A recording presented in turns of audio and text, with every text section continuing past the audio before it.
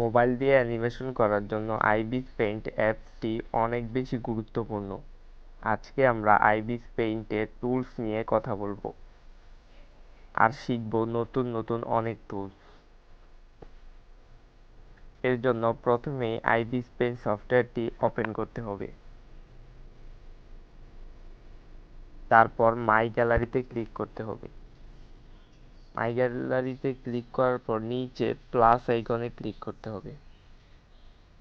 এটা হচ্ছে আপনাদের ইচ্ছা মতো এখান থেকে কাস্টমাইজ সাইজ নিতে পারবেন। আবার অনেক সাইজ এখানে দেওয়া আছে, আপনারা চাইলে যে কোনো একটি সাইজ নিয়ে কাজ করতে পারবেন। সাইজ সিলেক্ট করার পর আপনারা ওকেতে ক্লিক করবেন। এখন আমরা চলে আসলাম আইবিস পেইন্ট সফটওয়্যারে।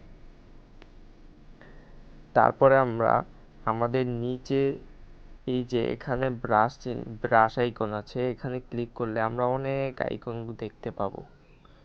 এর মধ্যে সবচেয়ে বেশি প্রয়োজনীয় সেটা হচ্ছে ব্রাশ। ব্রাশ আইকনে ঢুকলে আমরা অনেক রকমের ব্রাশ পেয়ে যাব। এখানে অনেক রকমের ব্রাশ আছে। আপনাদের যেটা প্রয়োজন হয় আপনারা সেই ব্রাশটি নিয়ে কাজ করতে পারেন। আমার সবচেয়ে বেশি প্রয়োজন হয় ফেল্ট টিপ পেন হার্ড এই ব্রাশটি। আমি এটাই সিলেক্ট করছি। তারপর এই যে দাগ দিলাম, বা আপনি ড্রয়িং করার জন্য যে কোনো কিছু এখানে আঁকতে পারবেন। এখন এই আঁকাআঁকি জিনিসগুলোকে আপনার দরকার নেই, তাই আপনি আনডু করে দিতে পারবেন উপরে বাম পাশের এই চিহ্ন দিয়ে। লেখাগুলো সব চলে গেছে। এখন আপনাদের এই যে ডান পাশে এক লেখা আছে, এখানে ক্লিক করবেন। এখানে ক্লিক করার পর দেখবেন প্লাস আইকন আছে, এটাতে ক্লিক করলে লেয়ার তৈরি হবে। কাজ করার জন্য আমাদের অনেকগুলো লেয়ারের প্রয়োজন হয়, আবার অনেক সময় লেয়ারগুলো উপরে নিচে করতে হয়। আপনারা লেয়ারগুলোকে নিচে বা উপরে করার জন্য লেয়ারের ডান পাশে 3 লাইন আছে, এখানে চাপ দিয়ে ধরে উপরে নিচে করতে পারবেন। আপনার মনে হচ্ছে এটাকে নিচে করবেন, আপনি নিচে করতে পারবেন, আবার এটাকে উপরেও নিতে পারবেন। তারপরেই যেটা আছে এটা হচ্ছে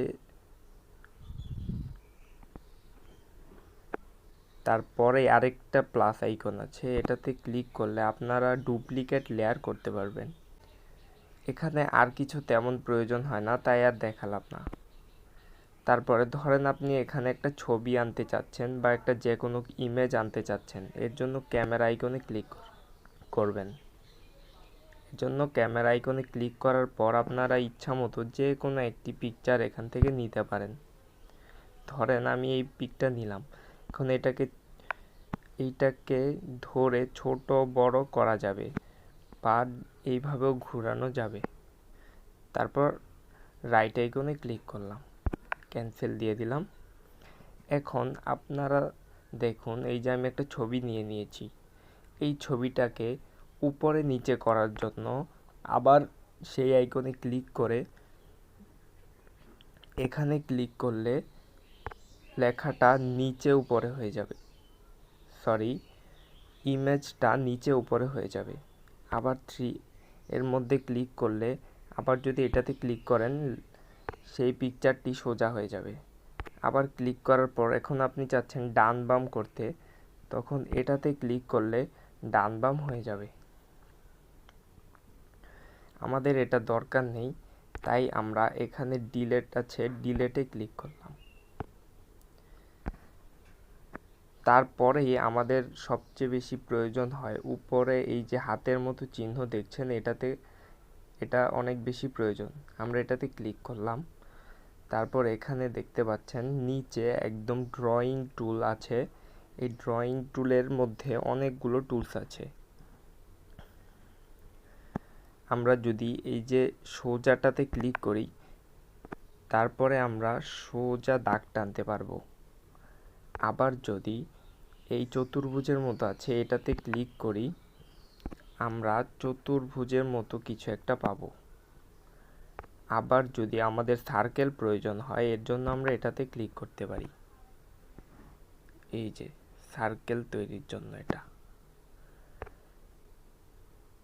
তারপরে আমাদের সব কিছু আপনারা বুঝতে পারছেন, এখানে চিত্রগুলো দেওয়া আছে, কিন্তু এই যে এস এর মতো যেটা আছে, এস এর মতো যেটা, এটা দিয়ে আপনি সব রকমের ড্রয়িং করতে পারবেন।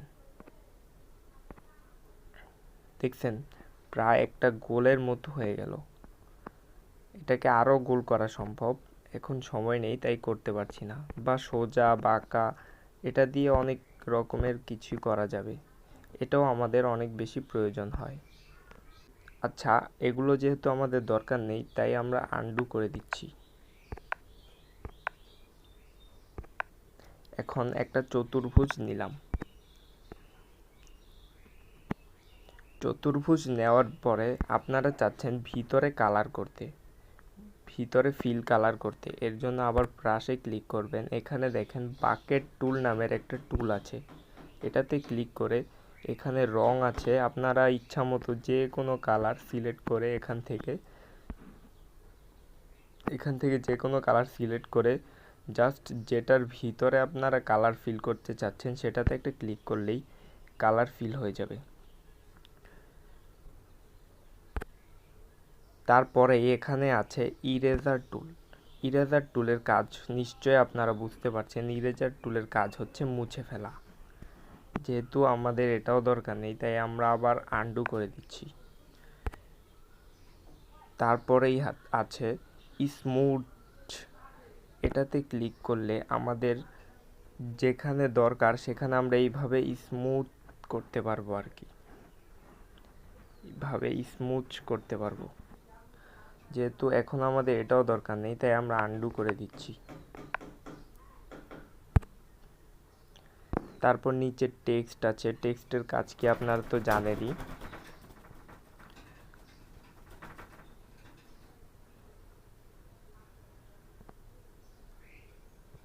এখানে আমাদের তেমন একটা প্রয়োজন হয় না, যদি কখনো প্রয়োজন হয় আমরা আমাদের ক্লাসের মধ্যে দেখিয়ে দিব। আপাতত আপনারা এগুলাই প্র্যাকটিস করতে পারেন।